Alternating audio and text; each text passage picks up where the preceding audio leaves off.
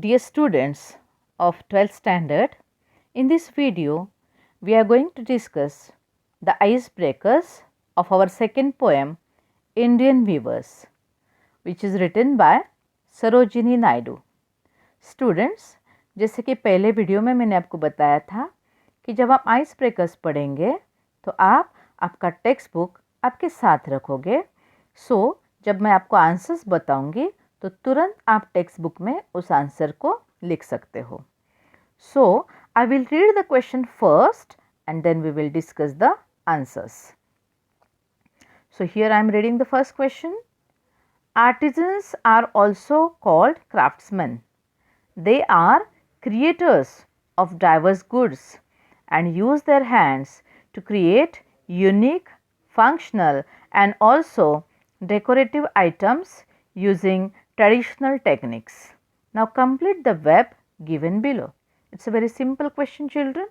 Web diagram आपको यहाँ पे कंप्लीट करनी है. आपको उन्होंने मेन सेंटर में टॉपिक दिया है डिफरेंट टाइप्स ऑफ आर्टिजन्स. तो पहले आप क्वेश्चन का मीनिंग समझ लो. यहाँ पे क्या है? Artisans are also called craftsman. Artisans means a person. Artisan means a person who makes things skillfully with his or her own hands. That person is called as a craftsman. So artisans, जिनको हम कारागीर कहते हैं, they are the creators of diverse goods. Diverse, very different from each other. अलग अलग चीज़ें वो बनाते हैं ये कारागीर लोग अपने हाथों से. ऐसी चीज़ें जो बहुत यूनिक है, रेयर है. डेकोरेटिव आइटम्स वो लोग बनाते हैं. एक ट्रेडिशनल टच उनके बनाने में होता है. ओके, तो ऐसे लोगों के बारे में यहाँ पे हमें लिखना है. एग्जाम्पल के तौर पे उन्होंने एक वर्ड आपको दिया है and that word is gold Smith. अलग अलग आर्टिजन्स आपको याद करके लिखने हैं कौन कौन से कारागिर होते हैं. एक तो क्लू आपको टाइटल में ही मिलता है. Yes, that is weaver, a person who job is weaving cloth. बुनकर जिनको हम कहते हैं, कपड़ा बुनने वाला व्यक्ति, that is weaver. Second point पे आप लिखोगे वीवर. थर्ड इसमें लिखो आप potter, one who makes pots, potter, कुम्हार. देन फोर्थ इसमें आप लिखो ब्लैक स्मिथ, लोहार. फिर आप लिखोगे बास्केट मेकर, बास्केट बनाने का काम जो करते हैं, बास्केट मेकर. कातकरी, मराठी में हम उसको क्या कहते हैं? कातकरी लोग, बास्केट मेकर. फिर आप लिखोगे कारपेंटर, सुतार. और लास्ट में आप लिखोगे स्कल्पचर, मूर्तिकार जो होते हैं, मूर्ति बनाने वाले लोग. I repeat the answers here. First है goldsmith which is already given there. Second one is weaver. Third one is potter. Then blacksmith, basket maker, carpenter and sculptor. Understood, children? So now let's move towards the next question. Second one. Second question क्या है आपका? देखो, discuss with your partner the seasons or occasions when we need. आपको आपके partners के साथ discuss करने हैं. नीचे कुछ क्लोथ्स दिए हैं उन्होंने कि ये क्लोथ्स हम कब यूज़ करते हैं. देखो बच्चों, आइस ब्रेकर्स बहुत सिंपल है, इजी है. फर्स्ट वन देखो क्या है? Woollen clothes. It is but obvious कि वुलन क्लोथ्स कब यूज़ करते हैं? In winter. वुलन क्लोथ्स के आगे लिखो इन विंटर. दूसरा है कैजुअल क्लोथ्स. कैजुअल कपड़े हम कब पहनते हैं? व्हेन एट होम और आउटडोर्स. कैजुअल क्लोथ्स के आगे लिखो when at home oblique outdoors. तीसरा है rich silk clothes. Rich silk clothes हम यूज़ करते हैं फेस्टिवल्स और वेडिंग्स. तीसरे पॉइंट के आगे आप लिखोगे फेस्टिवल्स ऑब्लिक वेडिंग. फोर्थ आपको पॉइंट दिया है कलरफुल कंफर्टेबल क्लोथ्स. बहुत जगहों पे ये कपड़े हम यूज़ करते हैं, जैसे कि होम है, ट्रैवलिंग है, समर सीज़न है, बाहर कहीं हम घूम रहे हैं. आप फोर्थ पॉइंट के आगे लिखोगे home, travel oblique summer season. ये तो बहुत इजी क्वेश्चन था, तुरंत आप समझ गए होगे इसको. Now next question is, let's play a game. The teacher will ask the students some questions. Students will understand that there are some acceptations to the general rules. Let's start. क्या करना है आपको यहाँ पे? एक वर्ड आपको बताना है. सी वेरी सिंपल, बहुत बहुत बहुत सिंपल आइस ब्रेकर्स आपको यहाँ पे दिए हैं. Actually it is a game. So ये हमें अगर क्लास चल रहे होते तो हम क्लास में ये बहुत अच्छी तरह से हम इसको डिस्कस कर चुके होते, बट इट्स ओके, हम यहाँ पे डिस्कस करते हैं. एक उन्होंने आपको दिया है, देखो, one who views is a viewer, right. So second देखो क्या है, one who plays a game is a, answer आपको पता है, one who plays a game is a sportsman, correct. One who sings is a singer. One who dances is a dancer. One who teaches is a teacher. One who cooks is a chef or cook. बहुत easy है. अभी मैं आपको वापस answer repeat करती हूँ. One who plays a game is a sportsman. One who sings is a singer.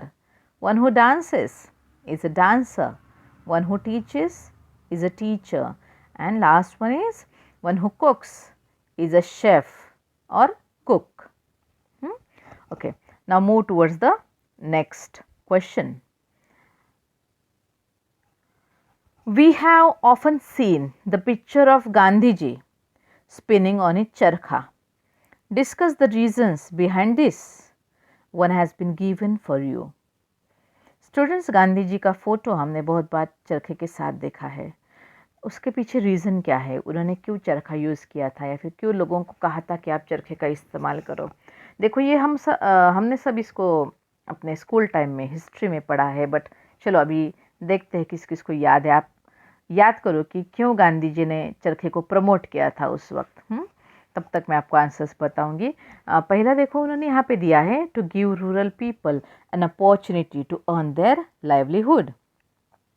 जो rural people है, जो गांव में रहने वाले जो लोग हैं, उन लोगों को एक अपॉर्चुनिटी मिले. किस बात की opportunity? To earn their livelihood. उनकी लाइवलीहुड, उनकी डेली मर्रा की जो ज़िंदगी है उसके लिए उनको पैसा आवश्यक है. तो कुछ काम उनके हाथों को मिले कि जिसके सहारे कुछ चंद रुपये वो कमा सके. तो उनके हाथों को काम मिलना चाहिए, इसके लिए चरखे को उन्होंने प्रमोट किया था. ऐसा एक रीज़न आपको उन्होंने लिख के दिया है. सो सेकंड हम क्या लिख सकते हैं, जो मुझे याद आ रहा है मैं आपको बताऊंगी. अगर इससे कुछ अलग आपको याद आता है so you can write it there. No need कि जो मैं आपको बताया है मैंने तो आप वही लिखो, ऐसा ज़रूरी नहीं है, बट फिर भी मैं आपको बता रही हूँ, तुरंत आप उसको लिख सकते हो. To give the message to wear hand spun clothes. I repeat, you first write it down, then we will see the meaning. To give the message to wear hand spun clothes. हाथ से बुने हुए जो लोग होते हैं ना, handmade जिसको हम कहते हैं. आजकल देखो हम बहुत प्रिफर करते हैं कि हैंडमेड है तो हमें बहुत अच्छा लगता है. Yes, it is handmade. तो हैंडमेड चीज़ें जो है, खुद के हाथों से बने हुए जो कपड़े हैं वो लोग उसको पहने, इस बात को प्रमोट करना है. तो ये मैसेज देने के लिए उन्होंने चरखे को प्रमोट किया था, चरखे का इस्तेमाल किया था. ये सेकेंड पॉइंट आप लिख सकते हो. थर्ड पॉइंट आप लिख सकते हो, to convey the message of simple living. Gandhi ji का तत्व है, देखो आप गांधी जी को याद करो. सो उनके लाइफ का तत्व क्या था, प्रिन्सिपल क्या था? Simple living and high thinking. मराठीत आपण काय म्हणतो, साधी राहणी पण उच्च विचारसरणी. आपके विचार उच्च होने चाहिए ज़रूर, बट आपकी लिविंग जो है वो सिंपल होनी चाहिए, डाउन टू अर्थ होनी चाहिए, ऐसा गांधी जी का कहना था. सो वो पॉइंट हम यहाँ पे लिख सकते हैं, to convey the message of simple living. So you write in second one there, to convey the message of simple living. Third one, to be self-reliant. Self-reliant means not depending upon anyone for any type of help. आत्मनिर्भर, आपको याद आ गया होगा ये word, आत्मनिर्भर Bharat.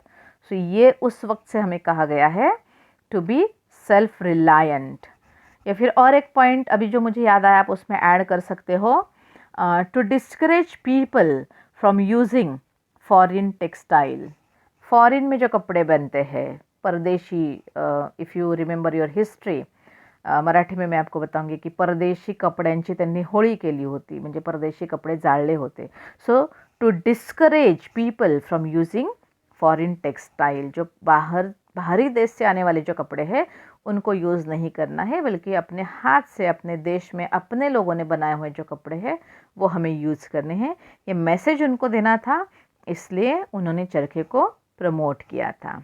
Okay, so now next question, name some tools used by the weavers. Weavers जो होते हैं, विणकर जो होते हैं, वो कौन कौन से चीज़ों का इस्तेमाल करते हैं। जैसा एक उन्होंने दिया है लूम, तो दूसरा हम लिख सकते हैं जैसे बॉबिन। अगर आपको सिलाई की मशीन आपको पता है, उसके अलग अलग पार्ट्स आपको पता है, तो बॉबिन क्या है ये आप तुरंत समझ जाओगे। So you can write there bobbin.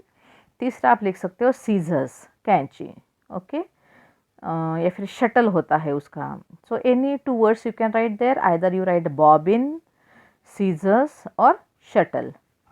Next question है, name some types of yarns used by weavers. कौन कौन से कपड़ों का इस्तेमाल वो लोग करते हैं। तागे आते हैं ना उनके पास बड़े बड़े, तो कौन कौन से होते हैं। तो एक उन्होंने दिया लिनन, लिनन का कपड़ा होता है देखो। फिर आप लिख सकते हो आप एक cotton, silk, jute, flax. So any two you can write there. So easy words आप लिखो कॉटन एंड सिल्क। सो यहाँ पे हमने आइस ब्रेकर्स एक्टिविटीज़ कंप्लीट की है। होप आपको आंसर समझ में आ गए होंगे। सो इसके बाद ये लेसन का वीडियो, सॉरी ये पोएम का वीडियो मैं आपको बना के भेज रही हूँ। फिलहाल आप ये आंसर्स आपके टेक्स्ट बुक में लिख के रखो। Okay, bye bye.